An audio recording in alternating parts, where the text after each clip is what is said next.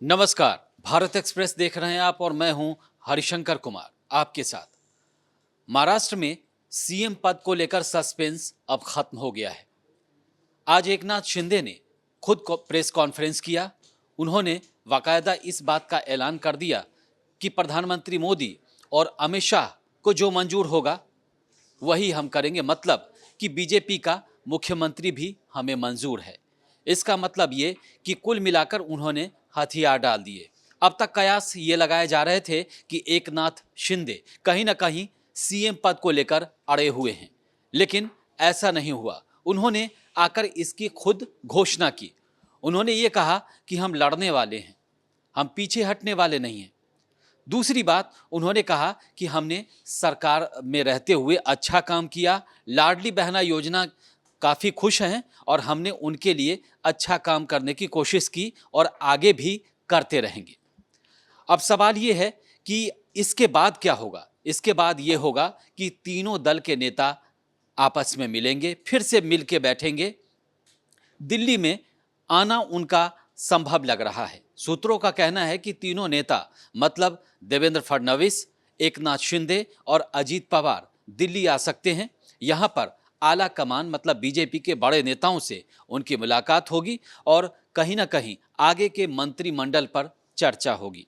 अब आपके मन में भी सवाल उठ रहा होगा कि अब सीएम चेहरा, तो सीएम चेहरा एक नाम सबसे ऊपर है।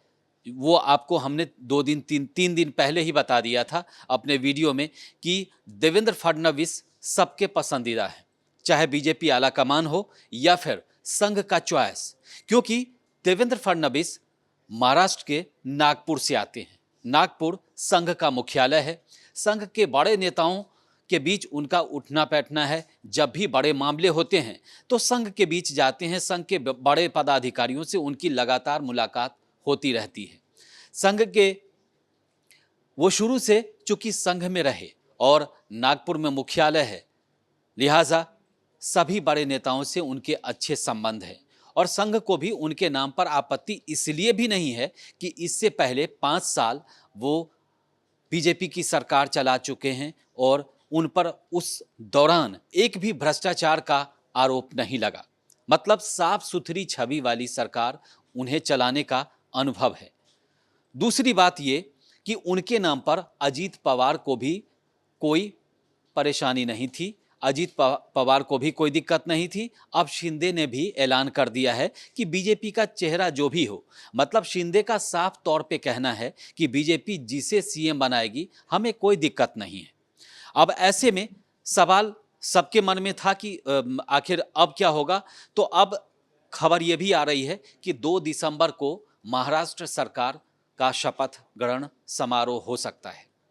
तो शपथ में मंत्रिमंडल का अभी चर्चा का विषय तो नहीं है। अभी सबसे पहला तो मुख्यमंत्री के नाम पर ऐलान जो है मुख्यमंत्री के नाम का भी बहुत जल्दी होने वाला है, क्योंकि तीनों दल बैठेंगे। नाम तो पहले से ही फाइनल है, लेकिन तीनों दल जब बैठेंगे तो इस पर चर्चा होगी, मंत्रिमंडल पर भी चर्चा होगी।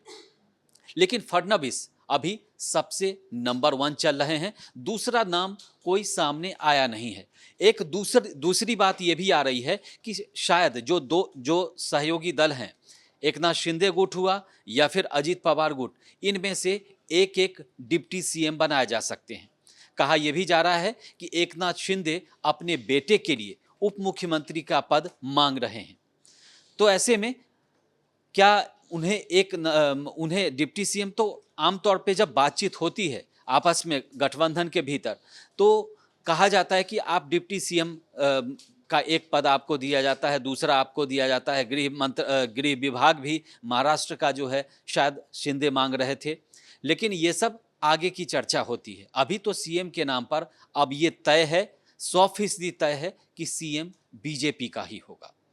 तो कहीं ना कहीं देवेंद्र फडणवीस इस समय सीएम फेस हो सकते हैं बीजेपी उनके नाम का बातचीत के बाद, क्योंकि गठबंधन की बैठक फिर से होनी है और बीजेपी के आला कमान के नेताओं से उनकी मुलाकात होनी है। तो ऐसे में अब मुझे लगता है कि बहुत ज़्यादा वक्त नहीं बचा जब सीएम के नाम का ऐलान होगा। हो सकता है आज शाम तक, देर शाम हो जाए या कल, क्योंकि कल भी बैठक होनी है तो मुख्यमंत्री के नाम का ऐलान हो जाएगा। उसके बाद मंत्रिमंडल की बारी आएगी, तो मंत्रिमंडल जो है 4-5 विधायक पर, वो भी एक फार्मूला सामने आया था कि जिनके 5 विधायक उनको एक मंत्री का पद। तो उस रेशियो में भी बीजेपी के कोटे से सबसे ज़्यादा होंगे, क्योंकि सबसे ज़्यादा विधायक उन्हीं के हैं। उनके बाद एकनाथ शिंदे गुट के होंगे, उसके बाद अजित पवार के होंगे। लेकिन इन सब के तमाम बातचीत के बीच आपने कहीं अजित पवार का बयान नहीं सुना, क्योंकि उन्होंने शुरू में ही उनको इन चीज़ों की जब जानकारी मिली होगी तो उन्होंने कभी इस बात पर ऐतराज़ नहीं किया, न ही पब्लिक के बीच में आए। वो अंदर खाने में उनकी सहमति थी, तभी बीजेपी ने अपनी बात को आगे बढ़ाया। एक नाम कयास में शिंदे गुट से आ रहा था। शिंदे गुट के समर्थक बार बार ये कह रहे थे कि शिंदे जो हैं उनको मुख्यमंत्री बनाया जाए, लेकिन अल्टीमेटली शिंदे ने भी साफ कर दिया कि वो मुख्यमंत्री की रेस में नहीं रहे। बीजेपी आलाकमान जिसको बनाए वो हमें मंजूर होगा, मतलब बीजेपी के सीएम के साथ भी वो काम करने को राजी हैं। इस वीडियो में फिलहाल इतना ही। देश और दुनिया की ताज़ा तरीन खबरों के लिए देखते रहिए भारत एक्सप्रेस डिजिटल। नमस्कार।